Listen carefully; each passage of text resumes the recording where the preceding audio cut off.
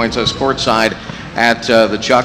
And again, the Robert Morris Colonials win this ball game by a final score of 76-68. Coach Toole, obviously, I would think that you were pretty happy with the first half performance, 33-22 halftime lead, but then you allowed Mount St. Mary's to outscore you in the second half, and obviously a big lead with 18-point lead with 11:54 to go in the game, and you know it seems that the Colonials have had a tendency of losing focus, and I'm sure that that's something you addressed to them just moments ago. Yeah, there couldn't be anything that's scarier for a.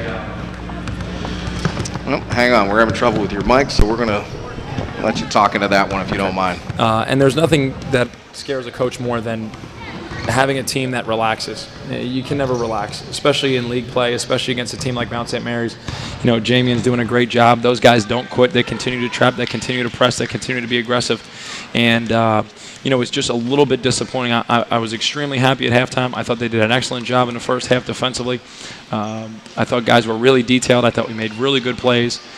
But, again, we just kind of take a breather. And now is the time you take the breather, not with 10 minutes to go in the game. All right. Of course, the big concern, Lucky Jones. How is he? What do you know so far? I don't know anything right now. I know that he just banged his knee pretty hard and, you know, dove into the bleachers there, which is a great hustle play. And, you know, Lucky, you know, was trying to make a great play for his team. And we'll find out more from the doctors. All right. Jimmy Elias, what do you have? Well, I was impressed, Coach, tonight with some guys didn't play real well tonight. They had kind of off games, 3 or 4 guys. Yet you were still able to put 76 on the board. And I'm really you're starting to see some really nice things offensively for the Colonials. Yeah, I think so. I think what helps is we have maybe some more options than we've had in the past. And so when when 1 or 2 guys aren't maybe clicking as much as you'd like offensively, we have some other guys that can pick the slack up. And I think it makes it difficult for us to be guarded because, you know, there's multiple guys who can make a play or make a shot. Jim? Yeah, I was commenting to Chris during the game. I thought the Colonials, this would be a real test for them because the way they play, you'd have to play fast, and you're not really a team that plays real fast. And I thought you handled it beautifully, especially breaking the press and getting some cheap hoops on the other end. We definitely did. You know, I thought Velton did a very good job of, you know, attacking when it was time to attack. You know, Ant and I are going to watch some film and talk about some of his, you know, time and score situational stuff. But, you know, I thought everybody contributed to breaking that pressure, and it's not easy. You know, they're constantly switching it. They're constantly, you know, throwing it at you, sending a second guy. And I thought we did a good job of, you know, not only handling the ball, but when teams did trap, making ourselves available for that next pass so that we could attack and get a good look. One of the other things, in talking about the air defense, we saw them, what we believed was a 1-3-1 a couple of times out there tonight. You haven't faced that all that much this year, have you? No, we didn't, and I thought we did a nice job. In the last couple of games, they've played a lot of it, and so we did some preparation on it yesterday. We were able to get some really good looks against it. There was only one time I think we got in trouble. Lucky got trapped in the corner. But other than that, I thought we got some really good buckets and didn't allow them to play it in the second half, which I thought was a good thing for us. How much of a problem is that getting set for something that you don't see all that often and you have to practice it on the fly literally with one day?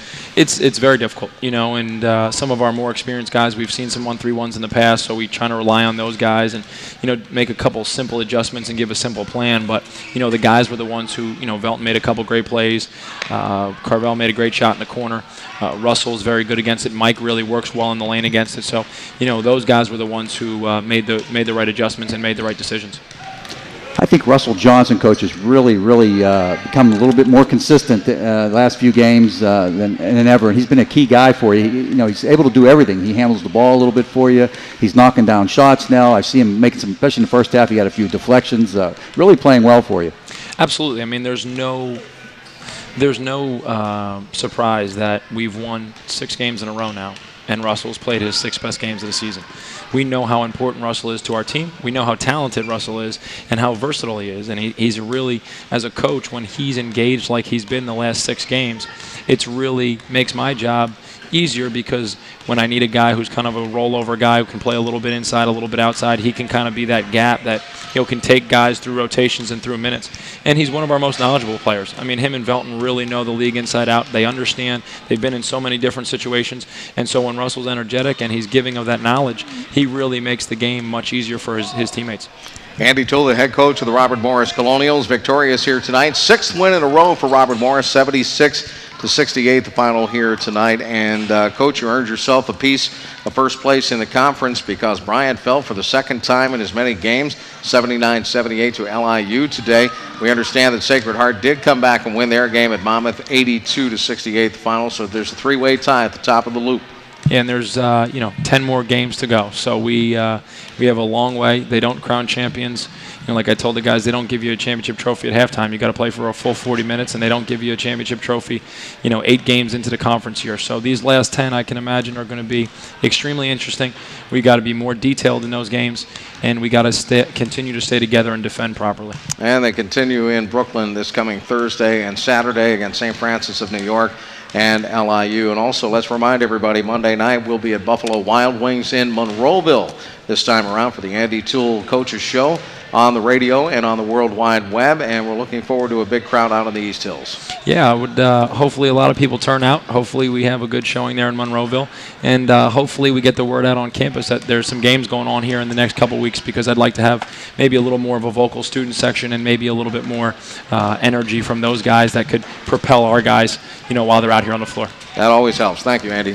Thank you. All right, head coach Andy Toole.